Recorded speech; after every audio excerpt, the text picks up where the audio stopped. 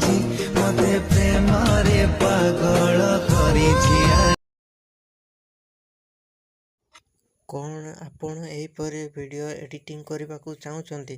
ତ ତେବେ ଆପଣ ଭିଡ଼ିଓର ଡେସ୍କ୍ରିପସନ୍ରେ ଦିଆଯାଇଥିବା ଲିଙ୍କରେ କ୍ଲିକ୍ କରନ୍ତୁ ଏବଂ ତାପରେ ଭିଡ଼ିଓର ଡେସ୍କ୍ରିପସନ୍ରେ ଦିଆଯାଇଥିବା ଲିଙ୍କରେ ଏଲାଇଟ୍ ମୋସନ୍ର ତାକୁ ଡାଉନଲୋଡ଼୍ କରି ନିଜ ଫୋନ୍ରେ ଏଡ଼ିଟ୍ କରିପାରିବେ ଏବଂ ସେଥିରେ ଦିଆଯାଇଥିବା ଭିଡ଼ିଓର ଡେସ୍କ୍ରିପସନ୍ରେ ପ୍ରିସେଟ୍ ଲିଙ୍କ ତାକୁ ଇମ୍ପୋର୍ଟ କରିନିଅନ୍ତୁ।